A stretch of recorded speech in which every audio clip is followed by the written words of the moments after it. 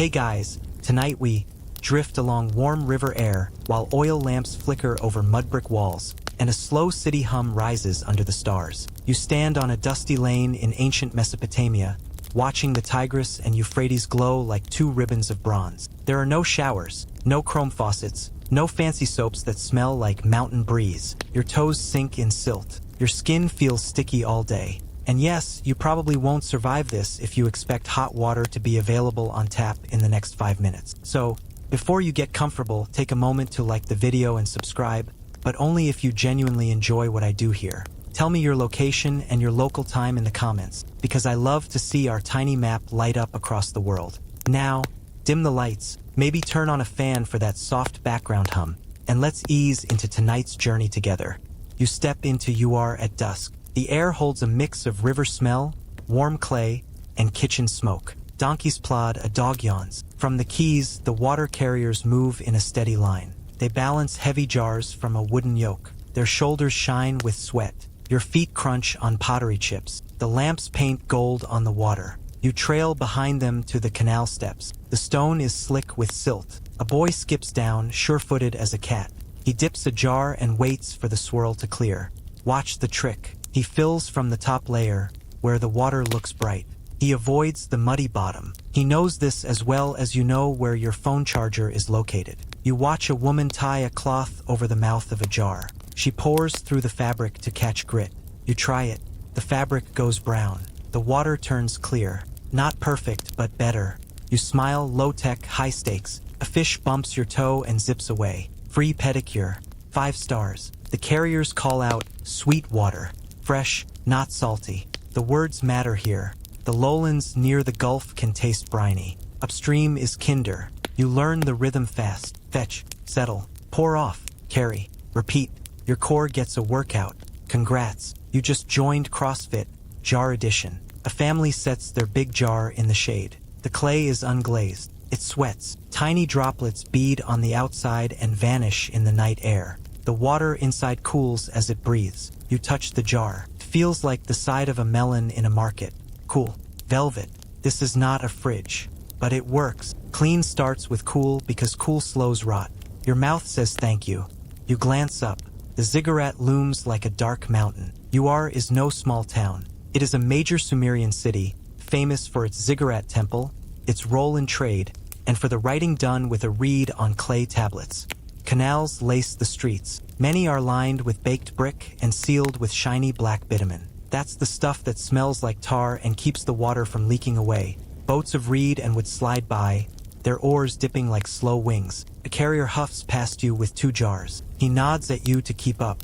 You try, the yoke bites. Your shoulders protest. The alley narrows. A cat flows between your ankles. The jars knock softly with a bell sound. You reach a doorway. The jar slides onto a stand. A lid drops into place to keep dust out.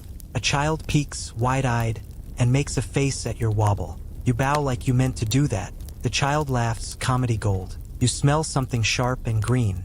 A grandmother pinches a speck of resin and drops it in the water jar. Juniper, she says, or maybe cedar. It masks swampy notes. She swears it pleases their house gods and wards off bad dreams. That little trick is a quirky one. You file it away. Clean is not just about dirt. It is about smell, mood, luck. A temple helper passes with a smaller pot wrapped in a reed. He says the priests want sweet water before dawn. He taps the lid twice. Habit, respect. You feel the hush of it. You don't go inside with him. Not yet. But you think how sacred water sits at the center of the day. Even when you want to rinse your dusty arms. People trade tips as they work. Let the water sit. Pull off the clear top into a second jar. Keep the second jar covered. Never stir the bottom. That's where the silt sleeps. If you wake it, it bites back. A woman grins. You nod. Rookie mistake avoided. Across the lane, 2 men argue about wells. They point toward a courtyard with a rope and a bucket. A well gives water that tastes soft, they say. River water tastes wild. Historians still argue whether most homes had private cisterns or if street sellers did the heavy lifting. They also say whether beer really replaced water for daily drinking, or if both lived side by side on the table. You try a sip of beer from a clay cup later and think, okay, that's nice, but you still want a clear gulp after. Your throat says both. You pause to watch workers scrape a canal edge. They lift weeds with long poles. A foreman counts by tapping a tablet with his reed. You can't read the marks, but you know the dance. Cities write rules. Rules keep water moving. Clean water in, dirty water out. It is a simple idea, but it is a full-time job here. A jar leaks near your feet. A young man warms some sticky black bitumen over a small coal and pats it into the crack. The leak vanishes with a tiny sigh. He smiles as if he has just saved a life. In a way, he did. Water lost is time lost. Time is sweet, sweat is salt, and you are already salty enough. You ask how people wash without showers. A girl laughs. You use jars, she says. You use bowls. You use the river steps when the light is soft. You can wash with a friend, with kids throwing reed seeds like confetti. You splash. You keep your mouth closed when the river jokes with you. Later, you will learn oils, clays, and other tricks. For now, start with good water. You sit on a threshold as the sky fades. The jar beside you hums with tiny sounds. Clay cooling, water settling. From a roof, someone pours a thin stream into a cup and hands it down. It shines in the lamplight like a little ribbon of transparent silk. You take a sip. Tastes clean enough. Not perfect, but tonight that's a win. Somewhere, a vendor shouts for the last run. You almost raise your hand like you're ordering a latte. You lower it. You remember the price. You place your shoulders. The river makes the rules. You stand and stretch. The night folds in around the lanes. Clean starts here, at the edge where light meets water and patience meets silt. You breathe slowly.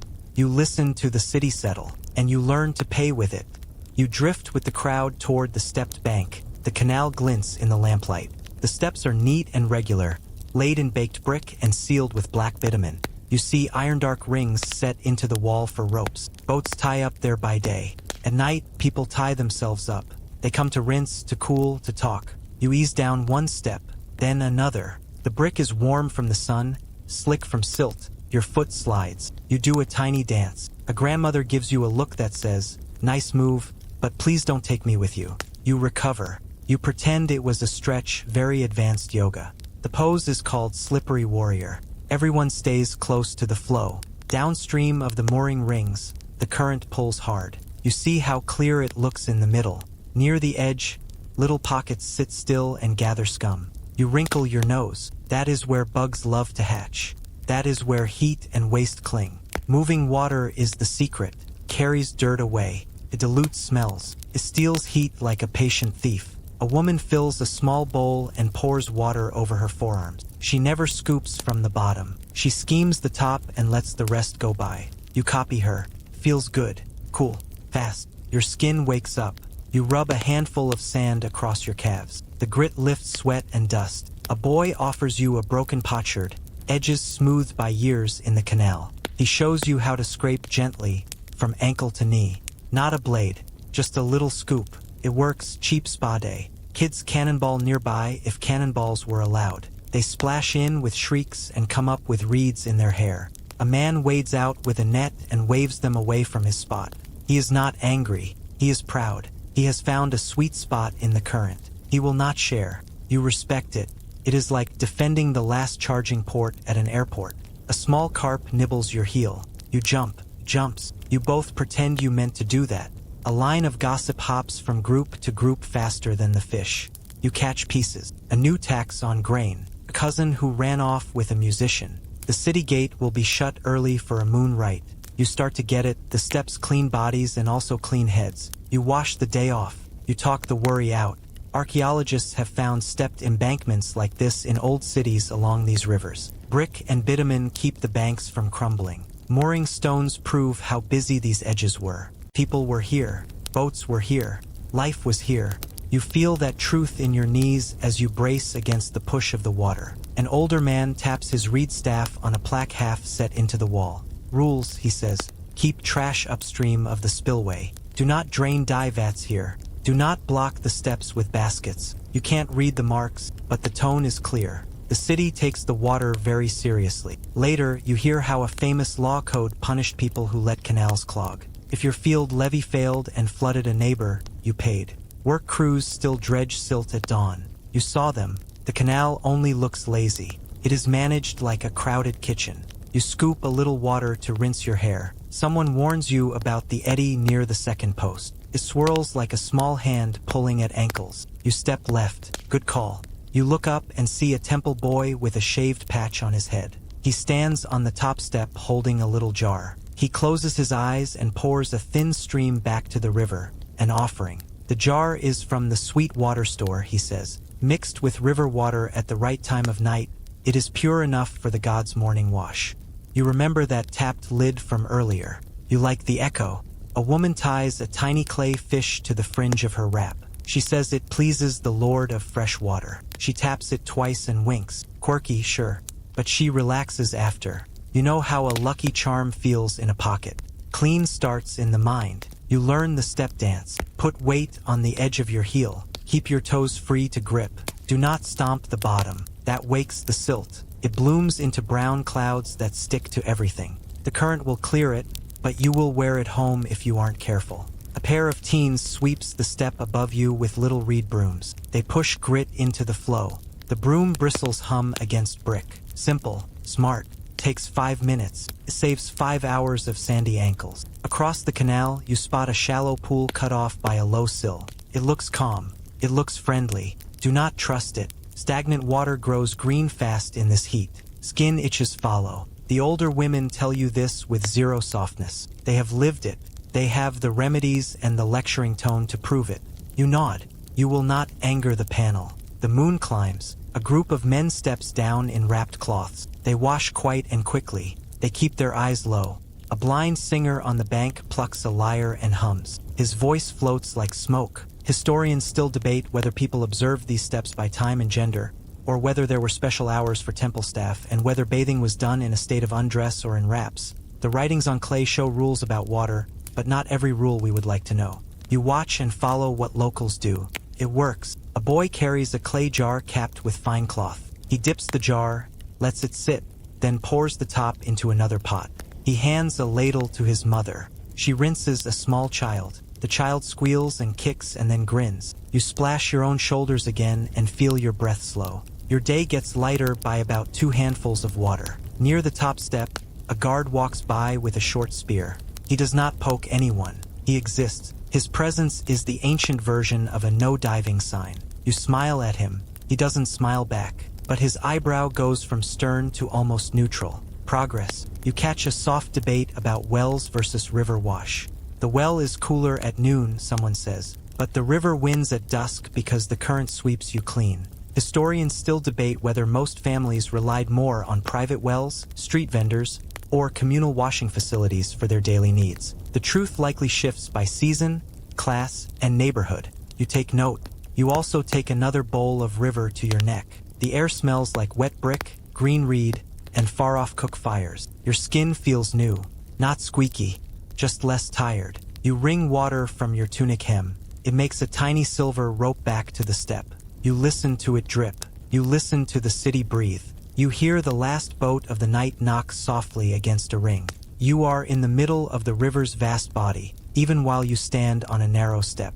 Clean enough, good enough. The current agrees. You leave the cool steps and follow a strange smell. Smoke, warm fat, a hint of bitterness. It leads you into a small courtyard where a low fire flickers under a clay pot.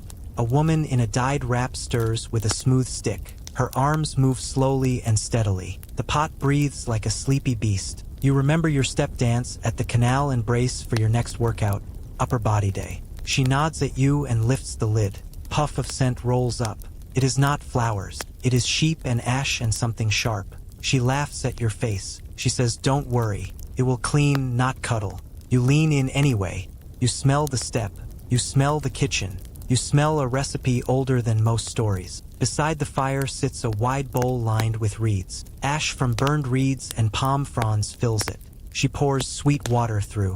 The water runs brown, then clear. She touches a drop and rubs her finger from thumb to thumb. She wants to slip. Not plain water. Not mud. Slip means the ash gave its bite to the water. You watch her pour the lye into the pot. She adds rendered fat from last night's butchery. Goat, she says, with a shrug that says, "Of course it's goat." The pot sighs. The mix thickens. She stirs slowly so it does not climb and spill. You ask what it is for. She says for wool, mostly. cloth that must take bright colors, for hair when lice visit, for skin when some rash walks in from the field. She learned from her mother, who learned from hers. She taps the pot and smiles. A serious smile. It matters. A neighbor carries in a basket of fleece. The locks look like clouds dragged in dust. The woman pulls a small scoop of the paste from the pot and thins it with more lye. She works the wool in a shallow basin. The water turns gray. The wool lightens. It drinks the dye better if you wash it first, she says. This is not a rumor. Ancient tablets from these lands list recipes that mix fats and ash to make a washing paste. Dyers used it to clean wool before dyeing. Healers used it with oil for skin care. You watch a tiny bubble pop near your knuckle. The past gets very real when it touches your skin. She hands you a flat bit of fired clay. Scrape the basin rim, she says. Keep the foam from running over. You do it. The foam sounds like a cat snoring. You wonder if there was ever a tiny no foam sign here. The woman snorts. You feel seen. A mother steps in with a sleepy child. The little head has tight curls and wide eyes. The mother dips a small wad of fiber into the thin lather and rubs it on the scalp. The child fusses. The woman adds a pinch of juniper resin. The smell softens. The child allows the plan. The paste is not harsh now. Rinse with a bowl. Pat dry. The curls spring back. The mother kisses the forehead and winks at you. The lucky fish charm on her fringe clicks against the bowl. You like the callback. The pot keeps working. The woman tells you how some ash is more substantial than other ash. Reeds from salty patches make a better bite. Brush from the open step makes a soft wash. It is like cooking. Choose your spice. Watch your heat. Stir with patience. You nod.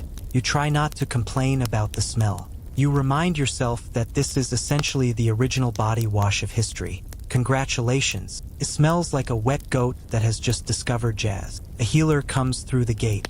He carries a little tablet in one hand and a jar in the other. He asks for a little thick paste. He mixes it with sesame oil and crushed leaves. He says it soothes the itch.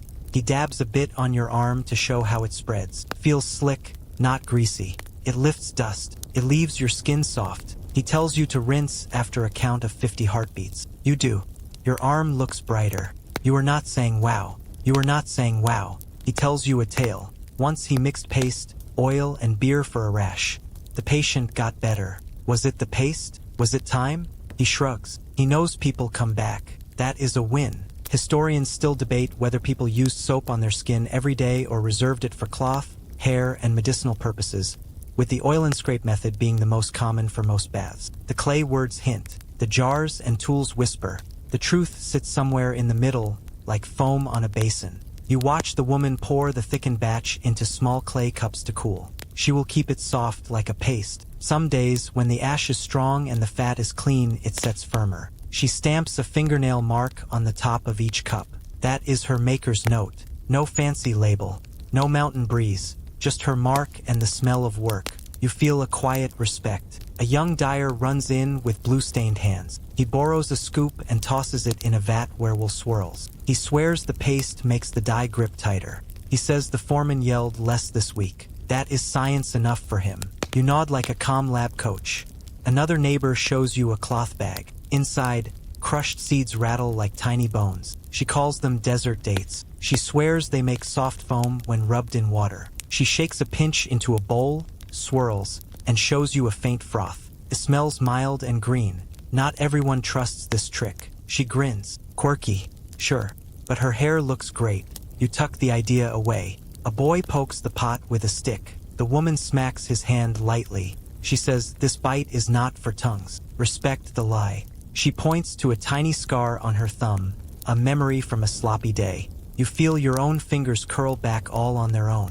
You take a pea-sized bit of cooled paste and rub your palm. It does not foam like your modern shower gel. It makes a thin cream. It lifts the grime that the river could not catch. You rinse with a bowl and watch the water carry the day away. The courtyard floor slopes to a tiny drain lined with that same black bitumen you saw at the canal. It leads out to the street.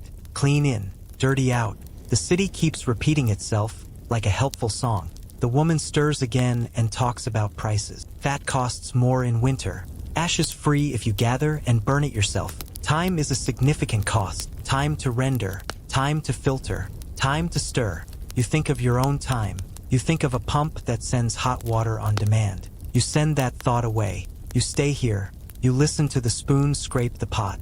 It is slow. It is steady. It is enough. She hands you a small cup to take. Try it on a shirt at dawn, she says. A little goes far. Please do not put it in your eyes. Do not feed it to goats. They have suffered enough tonight. You laugh. She laughs. Joke 3 lands like a soft pillow. You step back into the lane with your cup. The night smells less like smoke now. You can still catch it, but it sits behind the scent of baked brick and the last steam of supper. Your hands feel clean in a new way, not just rinsed and cared for. You pass the mooring rings and remember the rule plaque. Rules, work, tricks, and a little stubborn joy. That is what keeps a city like this clean. That, and people who stir the old pots so long the past learns how to bubble. You carry your little cup down a quieter lane and catch a nutty scent. Warm, toasty. It pulls you into a narrow yard where a beam press leans over a shallow trough. A donkey shifts, patient and bored. A boy feeds roasted seeds into a stone crusher. The seeds crack and sigh. The trough gleams with a pale gold line. Sesame. Your nose goes soft with it. The boy hands you a smear on his fingertip. You taste the tiniest dot. It is rich and clean. The donkey gives you a side eye like, yes, you're welcome. People here press sesame for oil. They cook with it. They light lamps with it. They rub it on skin and hair. The temple lists even numbers of jars of oil for rites. That is not a guess. It is a steady fact. You can feel the truth in the slick sheen on the press beam. It has been doing this job for a long time. An older woman pats a low stool. Sit, she says. She pours a spoonful of oil into her palm and warms it. She brushes it onto your forearms. The touch is light. The oil slides and grabs the dust at the same time. You smell sesame and a hint of green. She dips a finger into a tiny bowl and adds a drop of juniper resin. Your brain goes forest. Your shoulders release. Great. You just joined the oldest spa plan on Earth. The free trial ends when the donkey gets cranky. Joke 1 lands. She holds up a thin strip of split reed. Its edge is smooth, not sharp. She bends it into a gentle curve. She tells you to breathe and keep your arm loose. She draws the reed down your skin. Oil and grime curl up like gray ribbons. It is not gross. It is very, very satisfying. The strip makes a tiny sound, not a squeak, more like a soft shush, as if your arm is telling your day to quiet down. She wipes the reed on a bit of cloth and passes you the tool. Try it on your other arm. You do. Light pressure, slow pull. The trick is in the angle. You find it. The stripe you clear looks brighter. The air smells warm and sweet. A child claps once. You bow. The reed bows with you. You feel oddly proud. A jar of fine clay sits by the stool. The woman tips a pinch into her palm. It is pale and soft, like chalk crushed into silk. She says the fullers buy sacks of this for cloth, but a little on the skin is kind. It eats oil without a bite. She dusts your oiled forearm with it. The clay turns creamy. She scrubs gently with a wool pad. The pad is felted tightly. It holds heat. It rubs without scratching. Oil, clay, wool. Teamwork.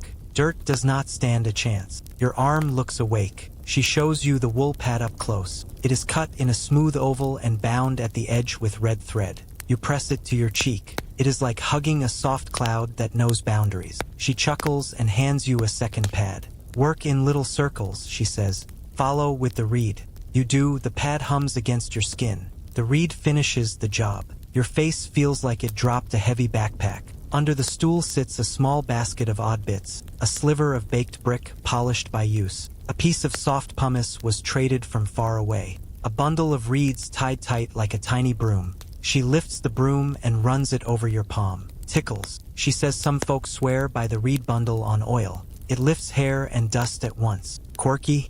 Yes. Effective? Also yes. You grin. You consider naming it Squeaky. Joke 2 slides in with a smile. She mixes a drop of cedar oil into the sesame and lets you sniff. It's wood and sun and a dry mountain note, and it lingers. You say you could get used to that. She nods. That is the point. You clean with oil. You scrape. You rinse with a small bowl. You leave a whisper of scent behind. The scent sticks better to skin than dirt does. Dirt goes. Scent stays.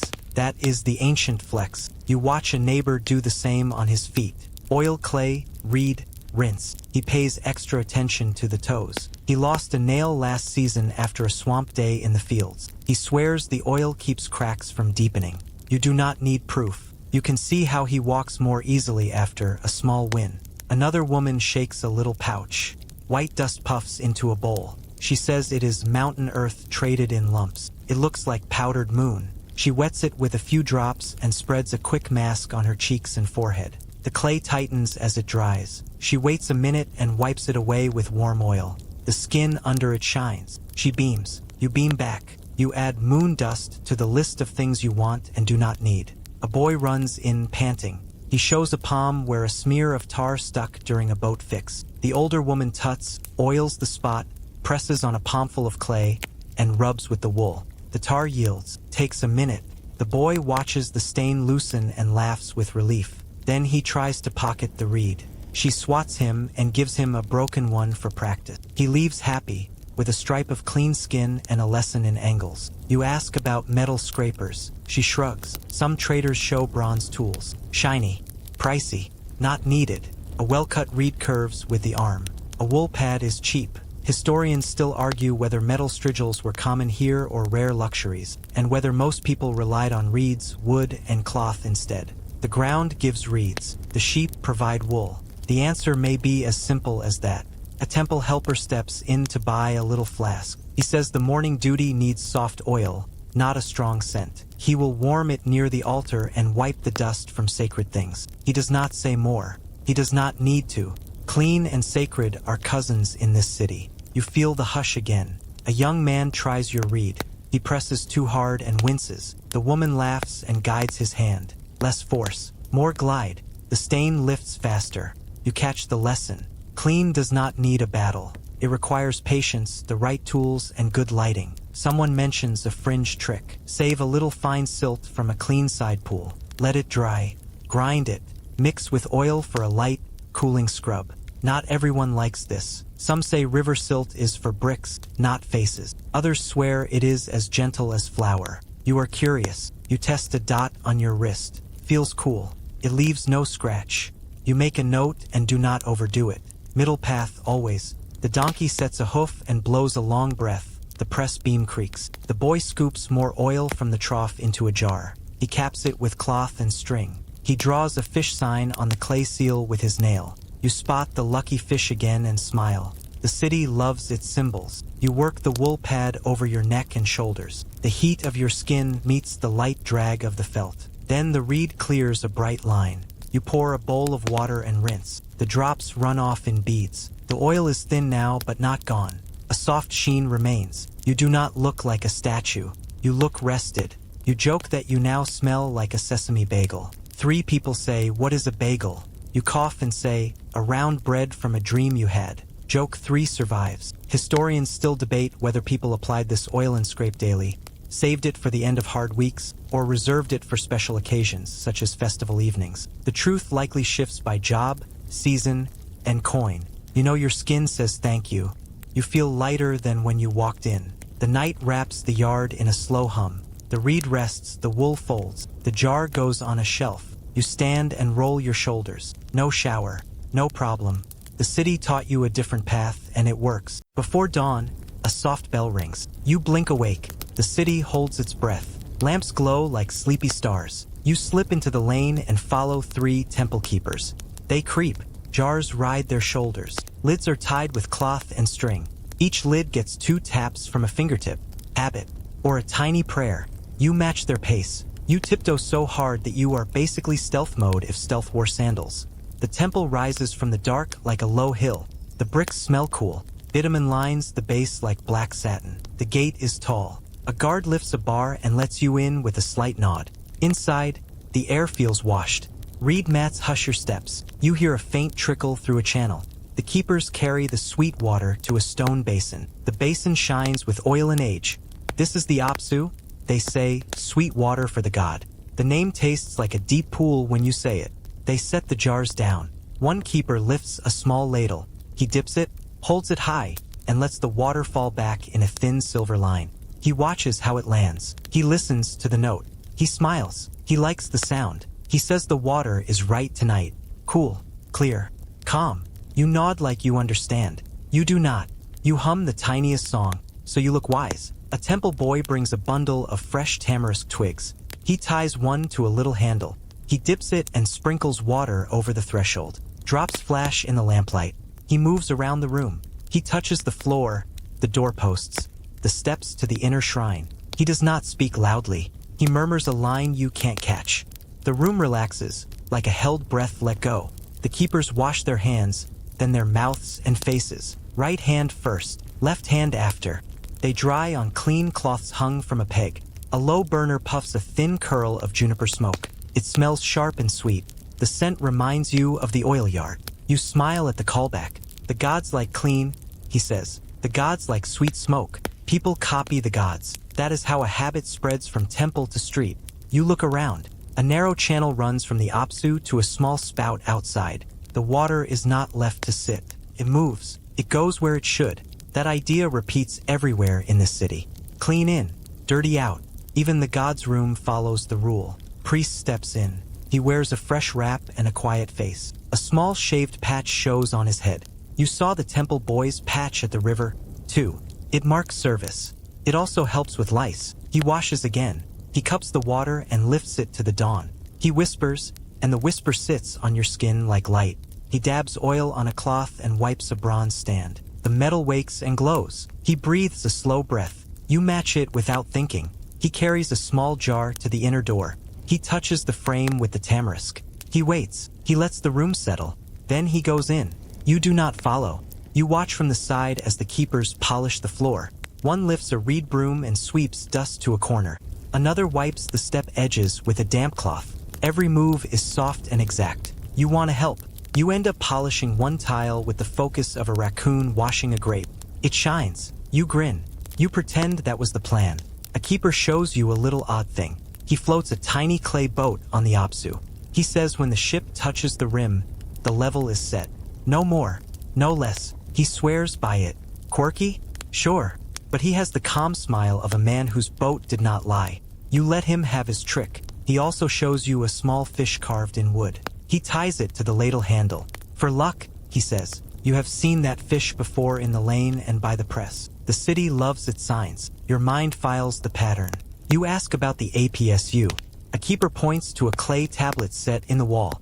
The words name the deep, sweet water under the earth. They name the god of water and wisdom. Old stories say his house at Eridu was called Iabzu. That is a steady fact. A temple pool like this honors that deep. Here, the water comes from the river, but it carries the deep in its name. He pats the rim with respect. They light a second burner. Cedar this time. Resin melts and sinks. The priest returns with quiet hands. He lays a clean cloth on a low table. He sets cups, a small dish, and a folded towel. He rings a tiny bell. The sound is bright and thin. Dawn leans over the roof. The sky goes from black to blue to a pale pear color. You hold your breath and try not to sneeze. You sneeze anyway, but only in your soul. A secret sneeze. The priest takes the tamarisk and sprinkles the door again. He pours a trickle of water at the base of a statue's stand. He whispers thanks for life and breath and the rivers. He spreads oil with care. He sets out fresh bread on a plate. He rewashes his hands. He never rushes. Clean is not a sprint here. It is a rhythm. Historians still argue whether the water in these basins came from special wells or from the river, whether priests shaved only a patch or the whole head, and whether lay people could touch the Apsu or only the staff could. The clay words give hints. The walls keep some secrets. You accept the gray area. You follow the pace you see. Another keeper brings a small basket with 2 folded wraps. He says one is for the statue, one for the priest after the rite. He laughs at your raised brow. Even the god likes fresh laundry, he jokes. You relax. Jokes live here too. You step back into the outer court. A woman waits with a little jar from home. She asks for a cup of sweet water to bless a new baby. The keeper gives it and dips the tamarisk once, very lightly. He makes a circle in the air. He says a soft line. The woman bows and tucks the jar close. She will sprinkle her doorway, her cradle, her threshold. The temple rite walks home with her. That is how a practice turns into a habit in the whole city. You see a list scratched on a board. Sweep the floor. Rinse steps. Wash hands. Light incense. Place bread. Pour water. Wipe bronze. The order hums like a song. You hum along. You think of your own morning, splash face, comb hair, grab a cup. The echoes feel sweet. A keeper points to a row of little drains along the wall. He says they clear the wash water after each task. They never leave puddles. Puddles invite flies. Flies invite the gods of trouble. He says it lightly. He means it. You store that line in your brain for later. Trade matters too. The cedar came from far hills. The juniper from the scrub near home. The sesame oil from that press you just visited. The temple writes who brings what and in what measure. That is also a fact. Records keep the ritual moving. The ritual keeps the city clean. The circle closes. You ask if the APSU ever gets a deep clean. The keeper nods. On set days, they drain it, scrub the basin with wool and sand, rinse with fresh jars, and let it sit. Then they refill before dawn. The work is simple. The work never stops. He says it with a soft smile, like he loves the routine. He gives you a palm's worth of water. He tells you to wash your face and breathe. You do. The water is calm and almost sweet on your lips. You feel awake and quiet at the same time. He touches the tamarisk on your shoulder. You do not mind. You like this room. The bell rings again. The city wakes. Bread sellers call. Donkeys shuffle. The temple doors open wider. People bring tiny offerings. People bring tiny worries. Water moves from the basin to the street in 100 small ways. You step back out, lighter than you came in. You carry the rhythm with you. Washington, breathe. Move the water. Keep the flow. You walk with the first light along a narrow lane. The bricks are still cool at night. A woman waves you into her courtyard house. The door is low. You duck. The yard opens like a little sky well. A rope ladder hangs from the roof, where blankets lie folded. People sleep up there when nights run hot. A clay oven sits quietly. A jar hums in the shade. You track the soft slope of the floor. It leans toward a corner where a small hole hides under a little grilled cover. You lift it. A dark mouth. A neat rim of bitumen. A clay pipe waits below, round and smooth. She pours a bowl of rinse water on the floor. It threads toward the hole. It vanishes with a soft gulp. You grin. The house has a throat. It drinks and clears. Many homes here do. Archaeologists have found bathrooms with sloped floors and drains like this in cities along these rivers. Some lead to covered street channels. Some slip to soak pits lined with broken jars. Either way, the plan is simple. Send the wash water away. Keep feet dry. Keep flies out. She shows you the washroom, if you can call a tiny space a room. It is one step off the yard. The floor is brick. The walls wear a skim of plaster. You see another drain hole. A jar stands ready. A brush of palm fibers leans on a peg. She pours a small bowl of water over her hair and lets the water chase itself to the hole. Rinse, sweep, cover. Done. It is easy to love this quiet system. In the corner sits a low brick bench. It looks like a seat built for a very patient person. The top has a round cutout. Under it, a tall jar rests in a snug hollow. The rim is sealed with bitumen, neat and thick. A little loop of reed serves as a handle to lift the jar. A lid leans on a nail. You know what this is, the house latrine. You tilt your head and respect the builder who got all the angles right. The man of the house tips his head toward the seat. He has a jar of gray water in his hand. After the early rush, he says you pour. He sets the jar on the bench and leans it slowly. The water goes through the hole and nudges the contents into a short clay pipe beyond the jar. You hear a soft slide, then a small splash farther away, where a covered street drain waits. Your eyebrows lift. Ancient flush. Not a tank, not a lever. Just a jar and a steady hand. You are now an assistant plumber. Benefits include bragging rights and zero pay. Joke 1 approved. He wipes the rim with a cloth. He fits the lid back on. He smears the seam with a thumb of sticky bitumen to keep smells down. He shows you a small bowl of ash. Sprinkle a pinch, he says. It dries things and sweetens the air. Sweet is a kind word here, but you get it. A sprig of juniper hangs from a peg. He crushes it once and sets it near the seat. The air sharpens. The house feels cared for. Above the doorway, a tiny clay figure sits on a little ledge. It has big eyes and pointy ears. It looks like a cat who knows secrets. The woman taps it twice and whispers a line. She says the spirit Sulik likes lonely places, such as latrines. He trips people into sickness. This little friend watches the door so he stays out. Quirky? Yes. Comforting? Also yes. You catch yourself tapping the door frame before you leave. You do not mind. You respect any guard with big ears. You step back into the yard and watch the man lift the seat jar with care. He carries it with both hands, keeps it level, and eases it into a larger clay pipe set at floor level. A neat fit. He pours a little more gray water. He listens. He nods. The flow goes to the street that runs under the curb. There, it will meet other flows and move toward a soak bed beyond the houses. Streets here wear drains like belts. They run along the sides, covered by caps of brick you can lift out. You spot one at the corner. Someone has chalked a fish sign on the lid. Lucky fish meets drain life. You smile at the old friend. Not every home has this neat setup. A neighbor points to a shared bench 2 doors down.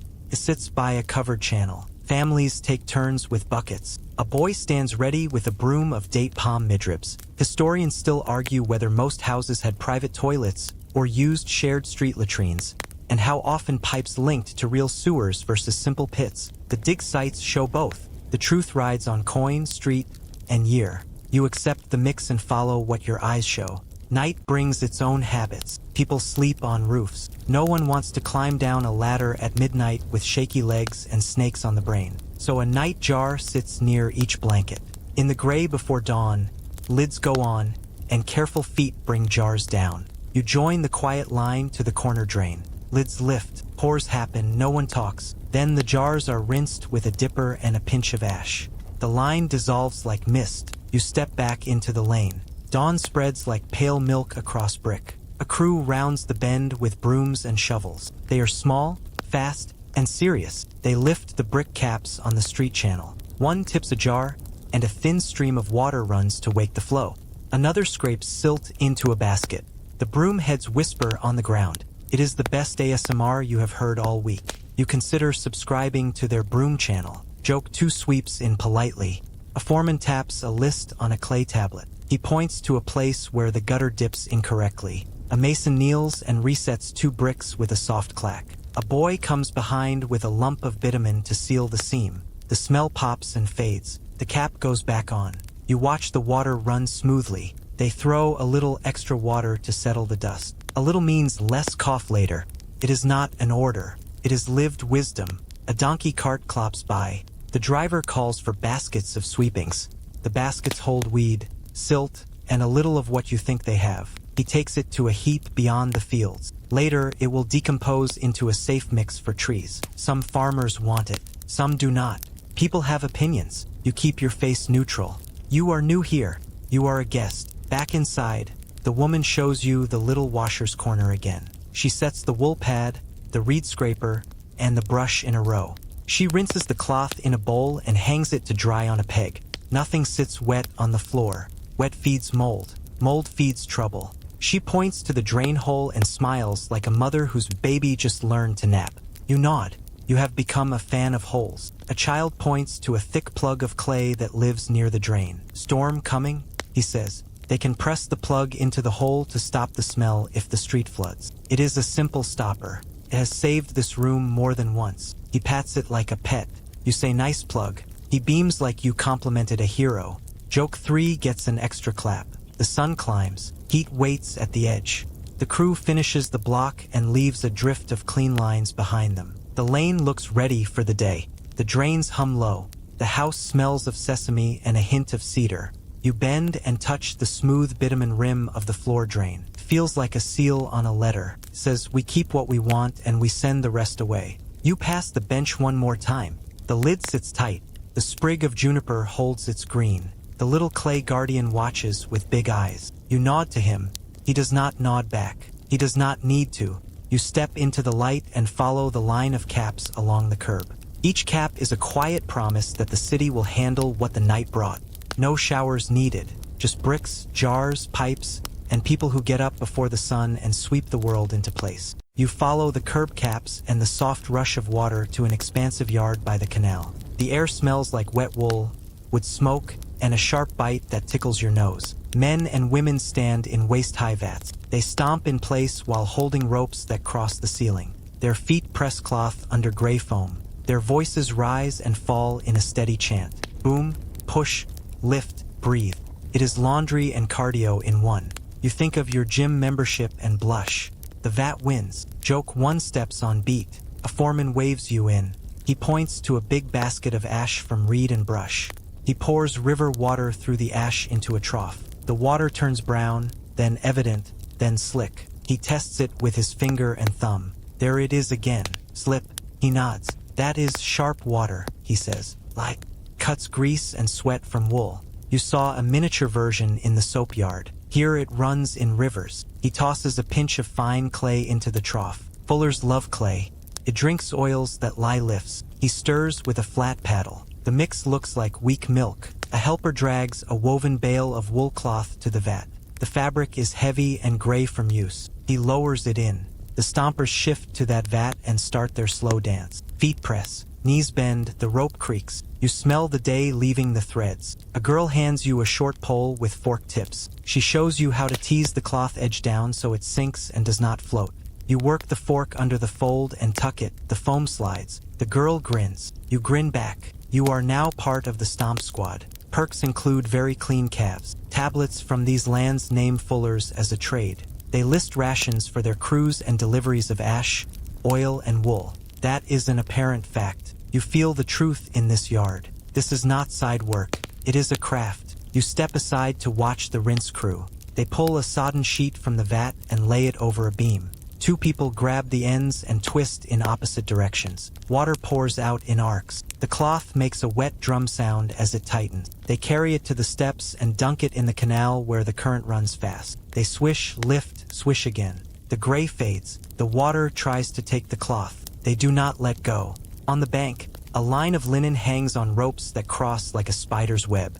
The ropes stretch between posts and boat rings. The cloth is pegged with little wooden pins. The sun leans in hard. The brightness deepens. Linen loves this. Wool tolerates it.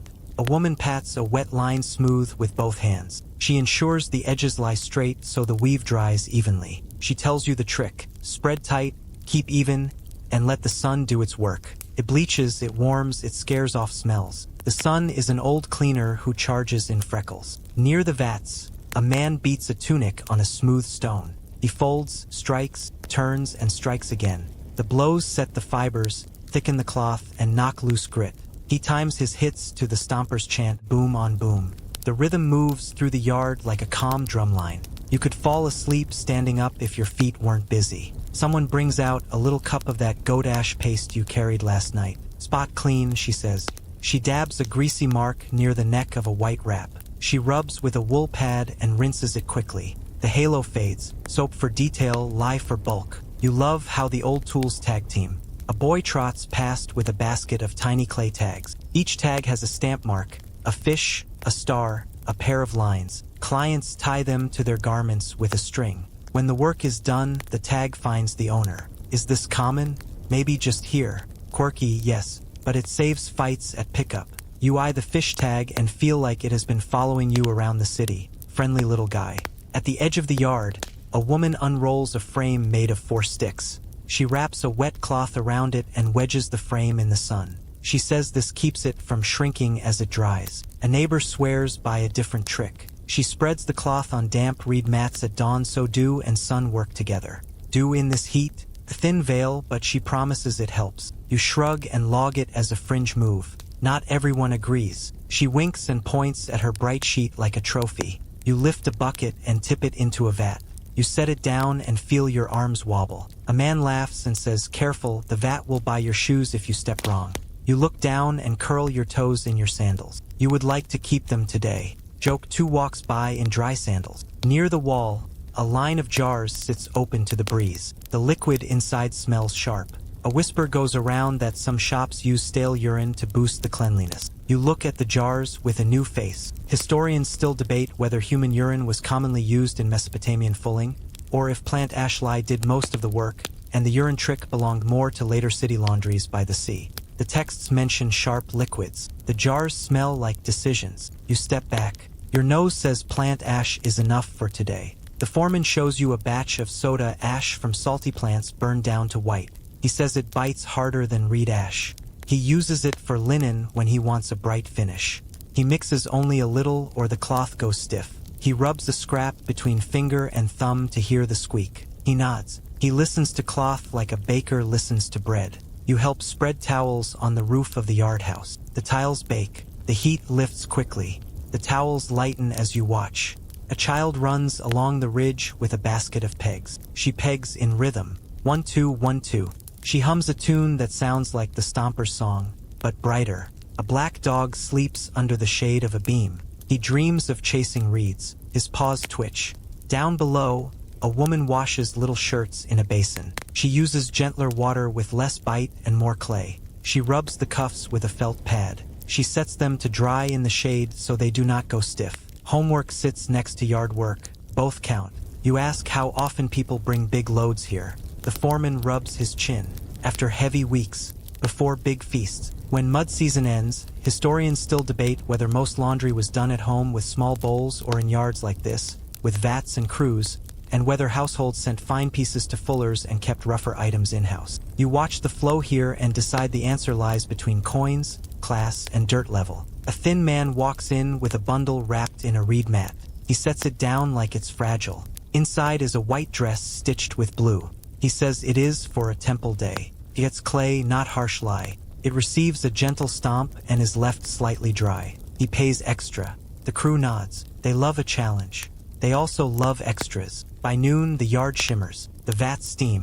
The canal glows. You move to the bank and help turn the line. You flip each cloth so the sun kisses the other face. Your hands leave damp prints that flash and fade. The prints look like ghost hands waving goodbye to dirt. You wave back. You are very polite to dirt. At last, the chant slows. Feet leave vats. The ropes sag. The crew rinses legs at the steps and sits in the thin shade by the wall. Someone passes a tray of dates. Someone else hands around a skin of watered beer. You take a sip. Your tongue says yes. Your shoulders say yes louder. They talk shop. A storm last week fouled the canal for a day. They used well water for lye and waited for the current to clear. They show you a scar on the vat where bitumen failed and had to be patched fast. They laugh about a goat that ran off with a clean towel and wore it like a cape. Best dressed goat on record. Joke 3 bows with its little cape. You stand and look down the line of white and pale gold. Sun, ash, clay, feet, rope, song. It all comes together to lift a city's cloth back to clean. You can smell the difference. You can see it. You lift your hand and block the glare. The fishmark tags click against the drying ropes in the light breeze. Tiny, lucky chimes. You let the sound settle in your chest. Then you pick up a forked pole and reach for the next heavy, happy, dripping fold. You leave the drying yard and slide into a shady stall off the market lane. Combing bench waits. A polished bronze mirror leans on a stand. Throws a warm glow back at you. Someone has scratched a tiny fish on the rim. Lucky fish again. You grin. The barber pats the bench. Sit. He warms a spoon of sesame oil between his palms. He rubs it into your hair, slow and light. The oil smells like roasted seed and sun. Your scalp sighs. He lifts a comb carved from pale bone. One side has wide teeth. The other side looks like a tiny saw. He starts with the broad side, then switches to the fine. The fine teeth whisper through your hair. They catch dust and little things you do not name. He wipes the comb on a cloth. You try not to stare at the fabric. You look at the mirror instead. You hold your chin like a statue. Joke 1 poses. Combs like this show up in many graves here. Some are bone. Some are ivory. Some have carved borders. They almost always have that fine edge for knits. That is a steady fact. The barber taps the fine teeth with pride. He calls it the busy side. He lifts a thin bronze razor. It looks like a half moon with a handle. He brushes oil along your neck. He sets the edge and draws it in short strokes. The sound is tiny and crisp. Your skin feels cool where the hair was. He wipes the blade and smiles. He says bronze holds an edge if you keep it clean and dry. He says he stones it each dawn. He shows you a smooth, dark pebble from use. You nod like you sharpen razors every morning, too. He picks up tweezers. They are bronze, too. They spring open and shut with a soft ping. He plucks 2 wild hairs from your brow, then a few at the cheek. Ting, ting. You blink and try not to sneeze. He adds a drop of cedar oil under your ear and smooths it down. The scent is dry and clean. It hides the metal tang and brings back the groove. You think of the temple burner. You like the echo. A young man steps in and sits on the next bench. His beard is neat but flat. The barber smiles. He brings out a bundle of little sticks. He winds strands of beard around them and ties each with thread. He warms a cloth near a brazier and lays it over the curls. He waits. He talks about donkeys to pass the time. He removes the cloth and unties the sticks. The beard falls in gentle rings. He rubs a thumb of resin through it to hold shape. The man beams. The mirror agrees. You have seen beards like this on carved kings. Rows of careful curls. The barber winks. Historians still argue whether men shaved often or kept beards, and if curls came from hot tongs or careful wraps in resin. But the look is clear in stone. A woman arrives with a little box. Inside lie a comb, a pin, and a coil of bright thread. She oils her hair, parts it with the pin, and twists 2 braids close to the scalp. She feeds bits of wool into them to add body. She wraps the ends with blue thread. The line sits smooth and close, keeps the heat off her neck. It also keeps dust out of the part. She pats it and smiles. Style that works earns a smile every time. The barber takes a slight brush of reed fiber. He sweeps the tiny hairs off your shoulders. He wipes the razor with a cloth dipped in sharp water, and then in plain water. He dries it well. He oils the edge with 1 drop. Tools live longer when cared for. He talks to them like friends. You decide his razor might have better social skills than you before coffee. A small tray appears on the bench. It holds a bowl of clean sand, a short stick with a frayed end, and a pinch of salt. The woman breaks the stick to show a fresh brush. It is a tooth twig. She chews the end to make a little fan. She dips it in the salt and rubs her teeth. The sound is soft. The salt and twig clean the film from her mouth. She spits into a bowl and rinses with a sip from a cup. She chews a fennel seed to sweeten her breath. She offers you the bowl. You try the twig. Tastes like green wood and road dust at first. Then your mouth wakes up. Your tongue feels smooth. You grin at the mirror with the twig like a tiny broom in your teeth. Joke 2 sweeps. Some folks favor tamarisk twigs. Others like sweet root when they can get it. Healers also mix a pinch of ash or ground clay with oil for use as a tooth rub. They tell you to go gently. Teeth chip if you grind like a mill. You nod and go slowly. You respect enamel like you respect ziggurats. A second barber steps in with a small clay cup. Inside sits a paste that smells faintly of minty green. He says it comes from a trader who swears by mountain herbs. Is it common? No. Quirky? Yes. Tastes fine and leaves your mouth calm. You do not ask what the herbs are. You are brave, not foolish. The first barber trims the hair at your nape. He uses tiny scissors that look like a bronze bird. He shapes a clean line. He shows you the back with the mirror. The fish on the rim swims past your ear as you turn. You like that little fish more each time. He holds up a small stick with a thread tied tight between its tips. He winds the thread and presses it to your cheek. He rolls it and lifts a fine line of hair. It stings for a blink. Then the skin feels smooth. He uses it to shape the edge near your ear. He says it is fast for fine hairs. You believe him. Your cheek is not sure yet, but it will calm down. An older man comes in with a bundle. He sets down 2 combs, a razor, and a little oil flask. He asks for help. The barber cleans each tool in a bowl of warm water with a pinch of ash. He scrubs the comb teeth with a reed broom. He dries everything in the sun at the door. He rubs a touch of oil on the razor. He wraps it all in a cloth and ties it with a simple knot. He charges a coin and a smile. You see how gear moves through many hands and stays useful. You test the tooth twig again. This time you rub the back teeth. You spit and look into the bowl. You are not proud, but you are honest. The bowl tells the truth. The twig did work. Your breath tastes mild. You try 1 fennel seed. Pops with sweet and anise. You feel very kissable for someone who smells like sesame and canal wind. Joke 3 blushes. He wipes your face with a warm cloth and dabs a drop of juniper at your neck. The scent is soft and bright, ties all the smells of your day together. River, press, temple, yard, stall. He sets the mirror back so the fish looks left again. He says the fish must face the flow. Habit, or luck. You do not mess with luck. He asks how you like your nails. You hold out your hands. He scrapes under the nails with a tiny bronze pick. He rubs a grain of sand on each tip to smooth them. He wipes your hands in a bowl and dries them on a clean cloth. Your hands look ready to hold a clean cloth without snagging it. That is a service worth coins. He slides the comb through your hair one last time. It moves like a boat on still water. No snags, no grit. He sets the comb down and wipes it. He hangs the razor on a peg near the brazier so it sleeps warm and dry. He stows the tweezers in a jar. He takes the toothed twig from you and breaks off the used end. He tucks the good half into a small pouch and hands it back. For later, he says. You stand and look at the mirror straight on. The face that looks back at you is you, but rested. Hair oiled and calm. Neck clean. Brows neat. Teeth are bright enough. Your shoulders drop. The stall hums with small sounds, tweezers ping. Cloth slap dry. A comb clicks against a bowl. The city grooms itself one tiny sound at a time. You tie your wrap, thank the barber, and step into the lane where sunlight spills like warm honey between the walls. You step from the barber's shade into a row of stalls that smell like a forest moved in and set up shop. Warm resin, sweet wood, a dry green edge.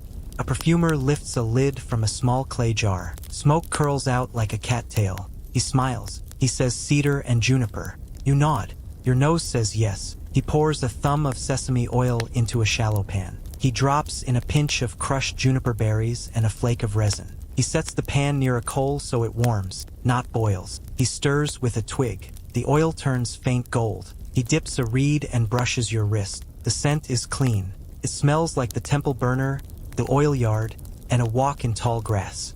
You think if calm had a smell, it would be this. He shows you little cones made from ground resin mixed with sawdust. He says they burn slowly. They make blue smoke that hangs and sifts into corners. He sets one on a tiny stand pierced with holes. He touches a coal to the tip. The cone blooms. The smoke clears the onion smell from the next stall. It also makes 2 flies leave your face. You bless the cone with your whole heart. He points at a list on a shard. Cedar, juniper, myrtle, calamus from the marsh. He has these today. He had frankincense last month from a long road. Sold fast. Temple lists from old cities name cedar oil and resin among their offerings. That is a steady fact. The gods like sweet smoke, so do noses by the drains. He dips a reed in oil and draws a fish on the jar lid. The lucky fish swims back into your day. He winks and tucks the jar in a reed sleeve. He says keep it cool. He says, dab, do not pour. Good advice for life. A woman at the next stall sells small reed fans. She flips one open and flicks it at your ear. The air moves. The flies do not like it. She says fans make peace in the summer. They also hide words when you want to whisper. She sells you one with a fish painted on the handle. You might be building a theme. You follow the perfumer to a house near the lane. He wants to show a trick. He sets a tiny brazier under a window. He burns a pinch of resin with dried tamarisk leaves. He waves the fan. He draws the smoke through the shutters and up to the rafters. The smoke coils, then slips out. It leaves a soft scent behind. He says to do this at dusk. It lifts the day's cooking smell. It also softens the drain edge. It makes a small barrier of smell and heat that flies avoid. The room feels lighter after. Your shoulders agree.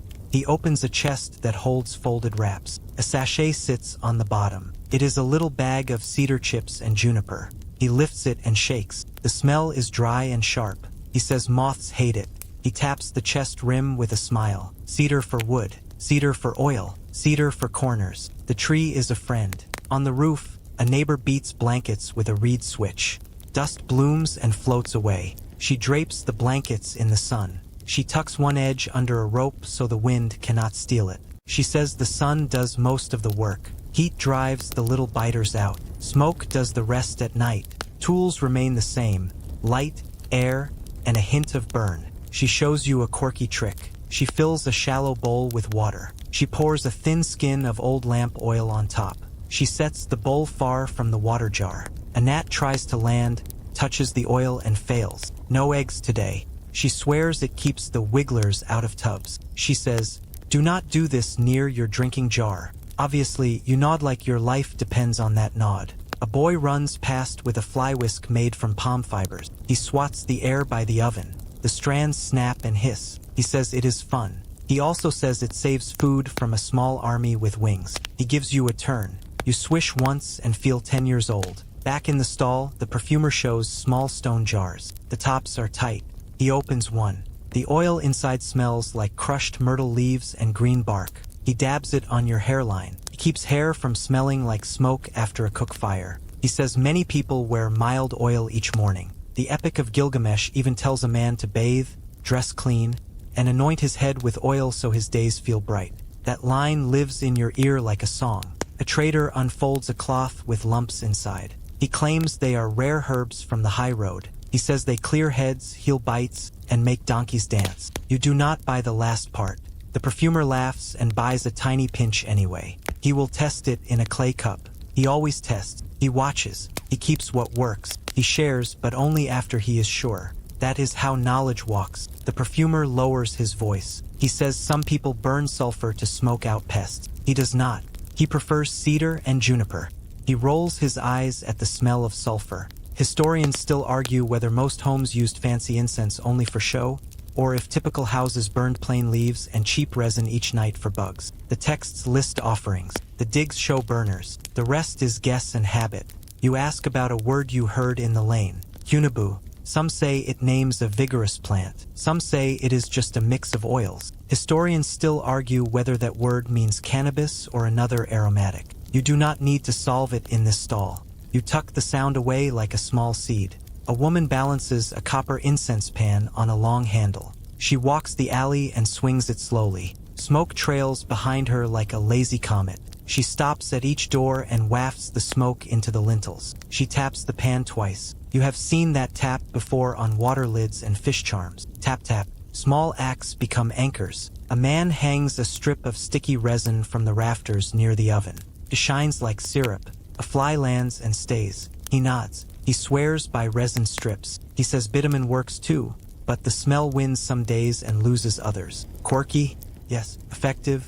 Also yes. You step around it like it is a tiny spider. Toward evening, you stand in a courtyard while a family sets the night. A brazier glows in the corner. A cone burns on a dish. The mother fans the smoke toward the bedding. She leaves the door jar open so the air can move. A child lines up little toy fish along the wall. The father lifts water from the jar and splashes it on the floor to wash away the dust. The smell of juniper floats over cool clay. Your skin drinks it like a drink you cannot see. 3 jokes arrive for roll call. You ask if the flies pay rent. The father says they do, but in tiny coins you cannot see. Joke 1 earns a snort. You try to blow one cone out like a birthday candle and get a face full of smoke. The child laughs so hard he falls over. Joke 2 takes a bow and coughs. Later, you fan yourself once and say, "Behold my royal decree." The fly obeys and leaves. You retire on top. Joke 3 wears a crown. The perfumer wraps 2 cones, a sachet, and a tiny jar of cedar oil for you. He ties the bundle with a blue thread. He draws the fish again. He says burn a pinch at dusk. Dab a drop on your hairline after a cook fire. Air the bedding by noon. Sun, smoke, oil, and fan. That is the set. You walk home by a lane that smells like night coming. The drains gurgle low. The brooms whisper. A slow blue thread of smoke climbs a wall and fades into the stars. Your wrist still carries that cedar note. It rests on your pulse. The city hums more softly. The insects choose other rooms. You tuck the bundle close and breathe like the air is honey. Clean does not only sparkle. Clean can also float. It can hang in doorways and drift through nets of reed and shadow. Tonight it does. You weave through the market with your bundle tight under your arm. Dust lifts, voices layer. A streak of sesame oil glows on your wrist where the perfumer tested it. People glance at you, then at your nails, then at the clean edge of your wrap. You feel it. There is a clean enough here. It is not a rule on a wall. It is 100 eyes on a lane. A scribe leans against a corner with a clay tablet. He taps a drain cap. Tap tap. A boy pops it up. The gutter runs clear. The scribe nods. He marks a line. You hear a broom whisper, "Rules and brooms all day." You almost clap. You are a fan of holes and the people who keep them breathing. A brewer waves you over. A tall jar sits in a ring of clay. Long straws lean against it. Each straw ends in a tiny sieve. You share sips with a group. The straws pass from lip to lip, but the jar stays clean. The sieve catches the sludge at the bottom. That is not a trend. That is a truth older than your favorite mug. Beer in this land is thick. Straws make sense. Your brain files it as hygiene by design, and your mouth files it as nice. You give the brewer a nod. He rinses each straw in a bowl with a pinch of ash. He shakes them dry. He lines them up like soldiers. You think about ancient dish racks and grin. Joke 1 lines up 2. A cloth seller lays wool and linen side by side. The wool is soft and warm. The linen is calm and bright. She strokes the linen once, slowly. She says linen is rare here. Wool is king. Linen costs coin and care. White linen marks a feast day or a high seat. You nod. You have seen carvings where rulers wear draped cloth with crisp lines and neat fringes. Clean edge, clean name. That is the promise in stone. A guard passes. His hair is oiled and smooth. His beard sits in small, even curls. You saw the barber create those curls with sticks, heat, and resin. Royal tombs at UR even gave their dead combs, razors, tweezers, and little jars. That is a steady fact. People valued neat faces. People also valued the tools to keep them neat. You feel a little proud of your tidy brows. At a corner, an older woman sells tiny lumps of black eye paint. She calls it coal. She mixes it with oil and draws a line under your eyes with a bone stick. Your eyes look sharper. Your squint eases in the glare. She says it keeps flies from landing near the wet corner. She swears by it. Quirky? Maybe. Useful? Your eyes say yes. A market overseer stops at a bread stall. He points to a bowl. The baker dunks hands, rubs with ash and water, and rinses. He wipes the bench with a damp cloth. He lays fresh reed mats for loaves to cool. The overseer nods. He taps his tablet. Does a law demand this? Historians still debate whether market rules spelled out wash steps or if habit and vigilant oversight were sufficient. You watch dough rise. You decide the eyes are enough. You pass a mat where a woman sells rings, pins, and hair ties. The pins shine. The ties are dyed in calm, blue hues. She holds up a long pin capped with a tiny fish. You laugh softly. Of course. You tuck it behind your ear. The fish points forward, faces the flow. Habit, luck, both. A man in a fine wrap steps by, accompanied by two boys carrying fans. The boys do a slow dance to keep their master's air cool. You see status in these small wins. One boy taps a cone burner and raises a thin thread of juniper. The scent wraps the group. You think of the temple. You think of your bundle. You think of how clean here is also calm. It is a mood you can smell. You duck into the shade and scrape a smear of clay from your sandal with a reed. A girl points and says, "Nice angle." She saw your scrape move in the oil yard. She mimics the curve of the reed with her hand. You teach her the wrist flick. She nails it. You both grin like you just invented the reed. Joke 2 taps the rim. Down the lane, a man splashes his step with a bowl, sweeps the water toward the gutter, and lifts the cap to let it run. Another man hangs his laundry above, where the drops will not drip on heads. People have a sense for these small lines of care. You feel it in your feet. You walk with it. A priest's helper steps by with a clean wrap folded in both hands. He strolls. He does not let the cloth touch the ground. A woman gives him space. You give him space. He vanishes into the temple gate. You catch the faint sound of a bell. You think of the apsu and the tamarisk twigs. You think of the 2 taps on a lid. Tap tap. The city keeps that beat. You hear talk about what counts as presentable. Clean hair, clean nails, a wrap that does not smell like yesterday's pot. Feet scraped, sandals dry, scent mild, not too sharp. Juniper says, "I tried." Sulfur says, "I fought." The crowd says, "I can tell." You stash that wisdom. A young man scans your face and nods like you pass. Then he looks at your belt and shakes his head. He says the knot faces the wrong way. You twist it. He grins. You do not argue. He lives in this lane. He knows the customs. Historians still debate whether knots, fringes, and beard shapes marked rank by strict code or loose taste. The clay art shows patterns. The laws stay quiet. The truth hums in style. You reach the ziggurat's lower court as evening softens. The stone is warm but cooling. A singer hums a slow tune. People sit along the wall and fan themselves. They trade tips like recipes. Oil first, clay after. Ash water for wool, plain water for linen. Rinse steps at dusk. Hang sachets in chests. Tap lids twice. Keep the fish facing the flow. Keep the broom by the door. You feel like the city has handed you a gentle list for living. You try to walk fancy at the edge of the court.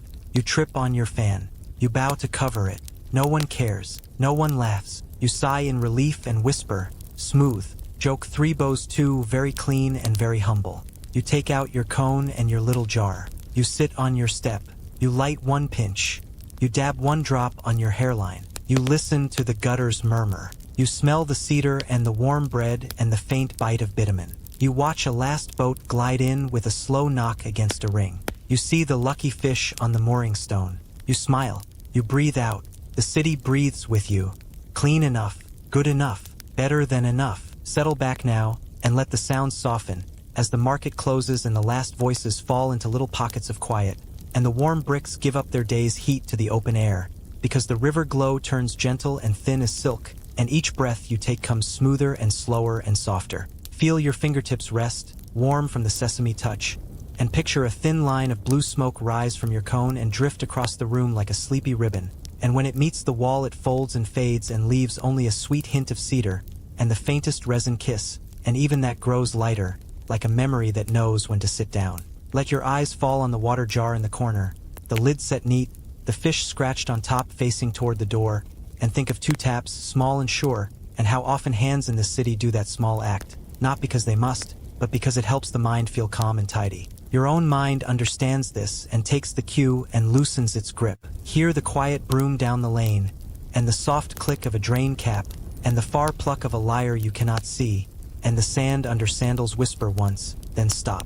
The stars come forward one by one, and the courtyards breathe in and breathe out, and all the narrow roofs become beds where people roll to the cool side and settle their cheek against woven reed. You turn your fan once, slow, and leave it half open on the floor by your hand, and as your breath smooths, the night smooths with it, and the river holds the city like a long, dark arm around a quiet friend, and you are safe here, oiled and clean and easy, and the air moves like a small promise, and sleep waits, patient and kind.